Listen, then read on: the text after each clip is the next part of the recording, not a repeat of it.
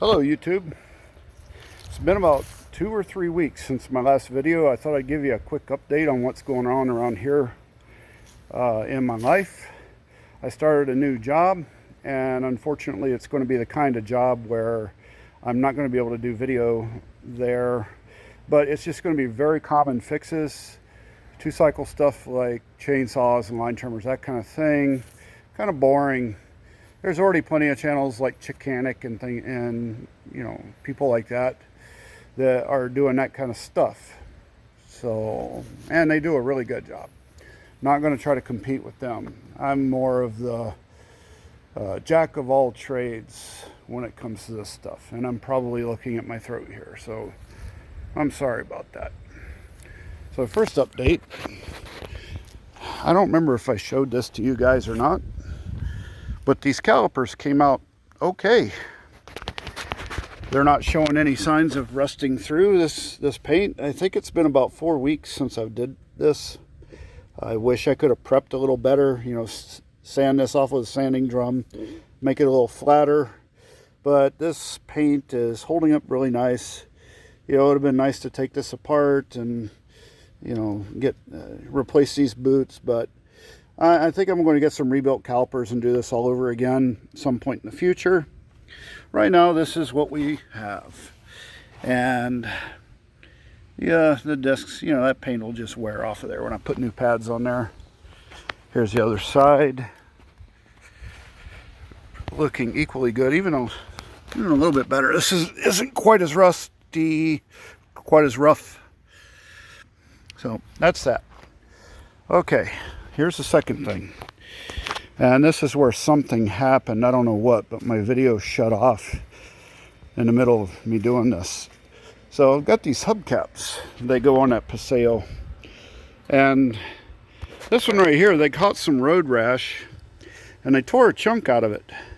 So what I did was, I got this little tool right here that's used for plastic welding. I don't know,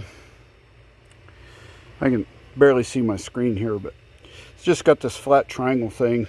You're supposed to be able to weld up cracks, but I found out that that doesn't really work so good. So I took it instead. Well, first I took a torch. I took that little torch right there, and I put pieces of that copper wire I just had there and melted them into the plastic.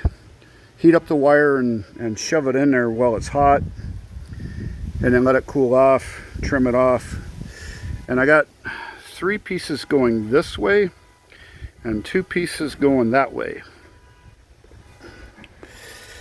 And you can see this is the size of the wire I'm using right here compared with that single edge razor blade. It's probably about at least twice as thick as just the steel on that blade. But this is to keep, you know, if I would just put JB Weld on there, these hubcaps are going to get handled, and there's a chance that that will chip back out of there.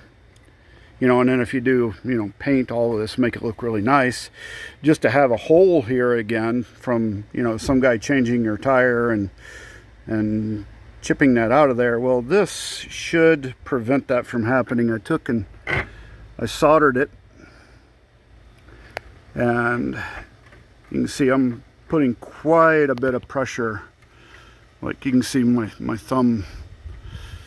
So I got to file it down a little bit and make it nice, and then put some JB Weld on it. And that should be a good repair. Get a little spot putty, fill in all these cracks and everything. Then she'll be ready to paint. I'll show you what that looks like as I go through the steps, if I'm able to.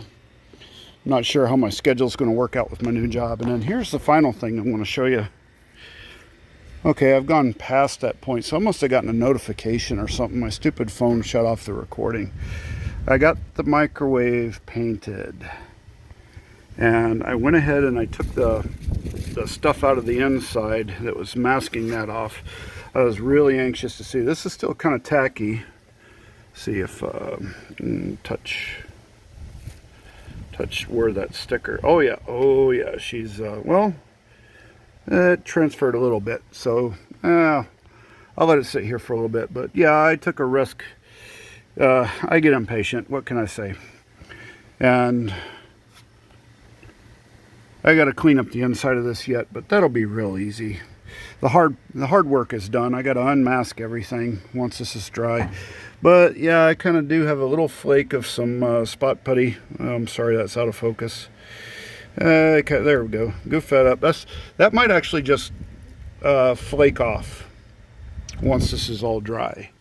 Maybe not, I don't know, but you can kind of see a little deformity where the paint is a little higher. I put about 4 or 5 coats of filler primer, and I did have to use spot putty where there were some pen holes. But all in all, you know, if I could sell this thing for $30 and then it goes to my friend who, my neighbor who is struggling with even, you know, trying to keep her lights on and everything. This is where that microwave came from. And I don't care, I'm donating my time. And, oh, that's one other thing I should say. I had this paint, this appliance paint, and it was a brand new can, but it was probably 10 years old. And what I did was I shook it up really good for about 10 or 15 minutes. And then I took and put it in a pot of hot water from the tap, not boiling hot, but, you know, like what goes into your kitchen sink, maybe 130 degrees. And I put that and I let it sit in there for about 10 or 15 minutes and let the paint get hot. Shake it up again, and lo and behold, the paint just comes right out. I had another can that had maybe half a can, and I tried doing that, and, you know, it didn't come out very good. I think what happens when you got enough air in there, then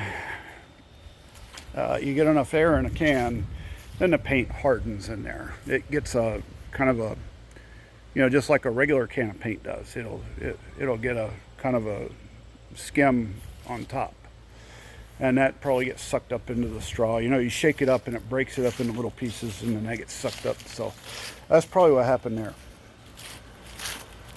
And I don't know if I showed this to you, but I kind of got my little workshop in the back of this trailer, and things are looking pretty good here. Really tight, but the microwave is going to sit here at least for the next week. I'm going to let that paint cure really good. And let's see, move this stuff out of the way.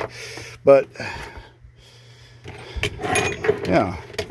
Oh, and this is how I sharpen blades. I clamp it down to the railing of the deck and then go to work with this big boy right here. Sharpens them really fast. Just got to be really careful you don't glue the steel. It's really easy to do. Alright, I'm going to put that thing back in there. Yeah, this is what they give you, not stupid. They expect you to melt this into a crack.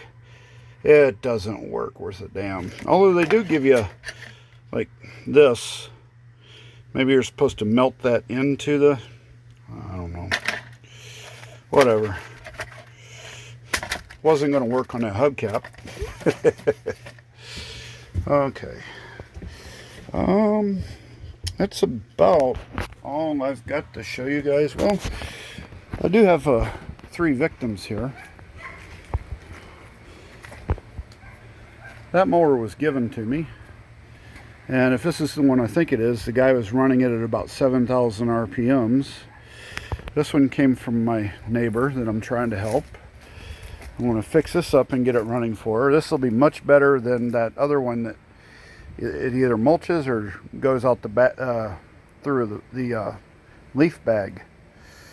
And I know she doesn't want to deal with either one of these. You know, when you're just cutting grass out on the prairie, throwing it out the side is just fine.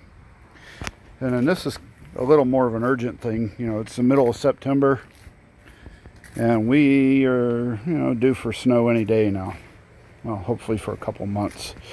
I got to get this all cleaned up. I'm going to load it into that trailer over there. And this is going to be my snow blowing business, at least for my neighbor. It's her blower. I have a bigger one. We're gonna do this one first though, because I'm pretty sure this one will just run. Although it does have that dreaded Tecumseh motor that seems like for no reason connecting rod will break in it. So we'll cross that bridge when we come to it. But that's all I got for you today. Hopefully I was help you to learn something new with, fixing up stuff and trying to keep stuff out of the landfill. This is Derek Whidden signing off.